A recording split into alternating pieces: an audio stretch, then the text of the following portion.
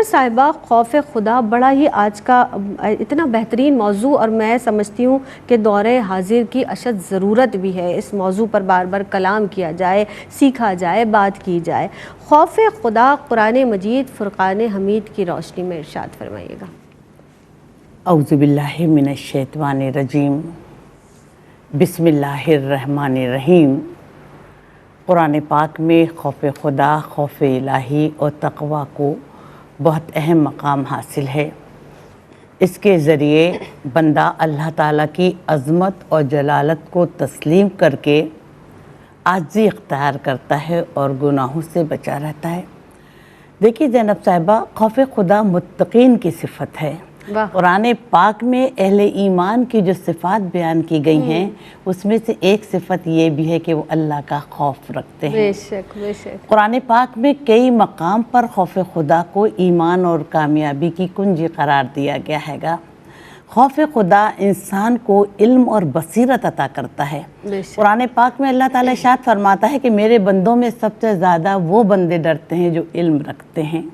قرآن پاک میں اللہ تعالیٰ ارشاد فرماتا ہے کہ خوف خدا جو ہے دنیا اور آخرت کی کامیابی کا ذریعہ ہے۔ پھر آگے جا کر قرآن پاک میں اللہ تعالیٰ ارشاد فرماتا ہے کہ جو اللہ کا خوف رکھتے ہیں تو اللہ ایسی جگہ سے ان کے لیے رزق کا بندوبست کرتا ہے اور ایسی جگہ سے ان کی پریشانیاں حل کرتا ہے جو ان کے وہم و گمان میں بھی نہیں ہوتا۔ سبحان اللہ۔ خوف خدا دلوں میں نرمی کا سبب ہے۔ قرآن پاک میں اللہ تعالیٰ ارشاد فرماتا ہے کہ کیا ایمان والوں کے لیے ابھی یہ وقت نہیں آیا کہ ان کے دل اللہ کے ذکر اور حق کے سامنے چھپ جائیں۔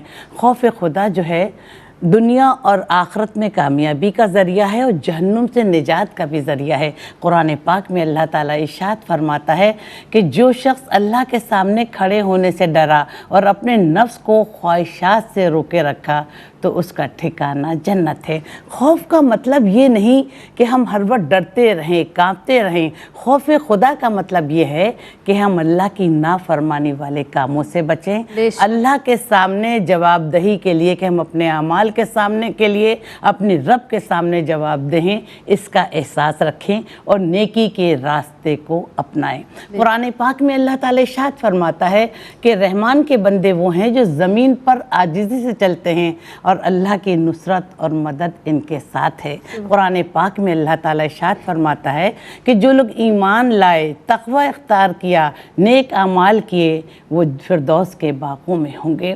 قرآن پاک میں اللہ تعالیٰ ارشاد فرماتا ہے کہ جس نے یہ کہا کہ میرا رب اللہ ہے اور اس پر ثابت قدم رہا تو ان کے لیے فرشتے اترتے ہیں اور کہتے ہیں کہ نہ خوف کرو، نہ غمگین ہو جاؤ، خوشی کے ساتھ اس جنت میں داخل ہو جاؤ جس کا تم سے وعدہ کیا گیا ہے، ہم تمہارے مددگار ہیں دنیا کی زندگانی میں بھی اور آخرت میں بھی۔ قرآن پاک میں اللہ تعالیٰ ارشاد فرماتا ہے کہ یہی وہ لوگ ہیں جن پر اللہ نے اپنا انعام فرمایا، انبیاء، شہداء، صدیقین، صالحین، اور کیا ہی اچھے ساتھی ہیں۔